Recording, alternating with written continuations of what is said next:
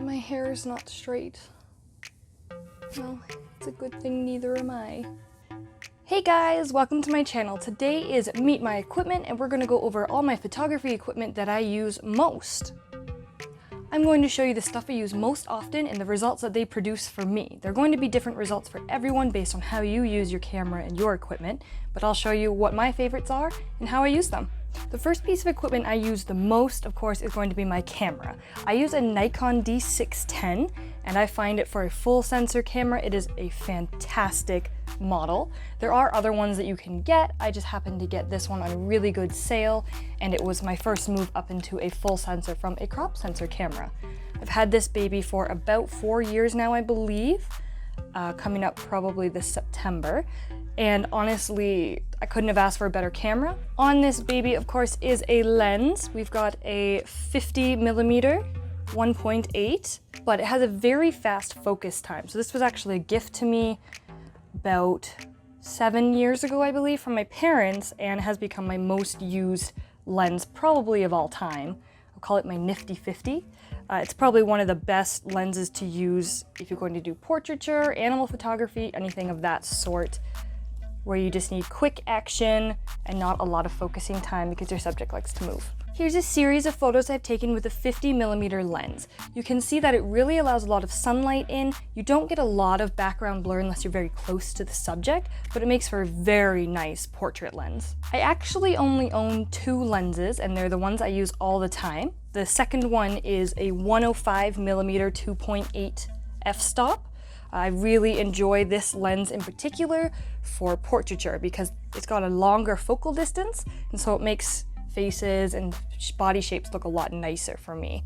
I also really enjoy the bokeh effect that it creates in the background when the aperture is really wide open. Look how pretty it looks in this lighting though. That's my baby. It's very heavy. And here's a series of photos that I've taken with the 105mm lens. I find these to really stand out for the fact that the model in them is so in focus while the background is so blurred. Really puts a lot of emphasis on the costume, the makeup, and the body language. Now we move into my favorite lighting, which is a lot. I have a lot of lighting equipment. Camera equipment, not so much. Lighting equipment, yes. So for my on-camera, off-camera flash, I actually have a Nikon Speedlight SB700. This has been serving me well, knock on wood, for I believe 8 or 9 years. So I'm hoping it lasts maybe 8 or 9 years longer. It has a swivel head on it where I can turn it different directions. It mounts on the camera through the shoe mount here, or I can attach a little foot and put it elsewhere. I use this a lot when I do gel lights in photos because the camera's going to pick it up a lot easier than trying to do a full light that adds too much of a light source. This one I'm going to get nice strong color with when I put the filter on top, so they look quite nice. Sometimes I will use 2 of these. I personally only own 1, but sometimes I will rent out a second one so I can do a 2 to 3 light setup with colored flash in the background. Continuing into my lighting equipment, I do have a set of 2 standing lights that come in 3 pieces each. So the first piece is this ginormous light bulb. Look, it's bigger than my face. It is huge, but it lets off such a nice soft light. It is incredible. The second part of that is the light stand itself, which is a basic tripod style. It goes like this, and then this light part screws to the top, and then you can arrange the size here. And the third part is the magic part that makes the actual electricity run through it, which is this, which is a basic softbox. It's got the reflective material here, the light screws in here, and then there is a power plug on the other side that plugs into an outlet. One extra piece and component that comes with these sets is the part that really makes it a softbox, which is this light diffuser here. It allows light to pass through in a nice even amount. Here is a series of photos I've used the standing lights for. They are a more recent addition to my collection within the last year and a half, but I have really enjoyed them so far, and I think I'll continue using them. They're quite handy to have around, especially for indoor photos. Next in my lighting equipment setup are my LED panel lights. So these are these nifty little things I got as a gift for Christmas, and they have a row of LEDs inside them that I can set to different intensities, and they just attach to a tripod here. They also shift forward and back, making them much easier to maneuver. I use these quite often now because they're so much thinner than the soft boxes. However, they don't provide the same softness that the soft boxes do. So you kind of gain a little bit of some and lose a little bit of the other. Really depends on what you're doing. If you're doing anything in latex, anything reflective, these are phenomenal for it. I haven't done any quite yet, but I will hopefully this year coming, now that I have these beauties. They also look really sweet as lightsabers, I'm not gonna lie.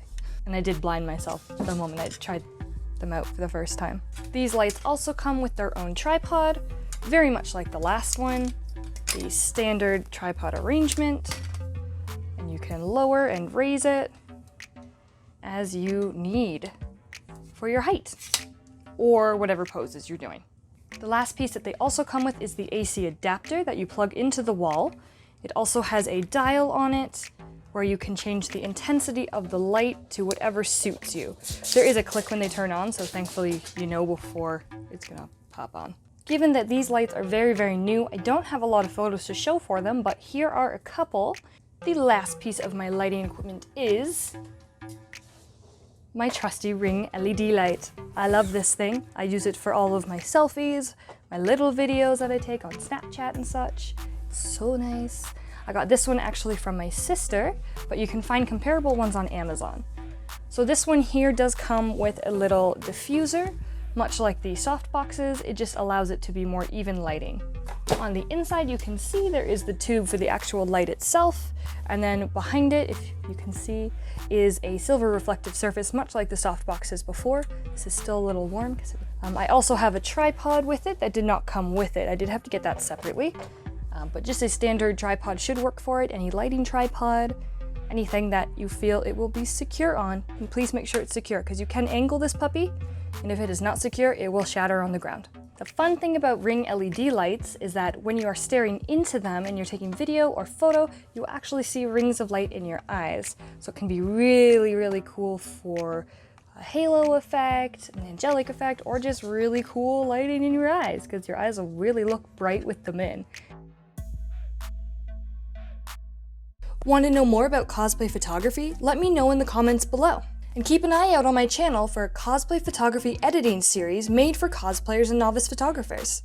And a special shout out to my patrons over on Patreon. With their support, I'm able to create videos like this and all new costumes. If you want to see more, hit that like button and hit that subscribe one too while you're at it.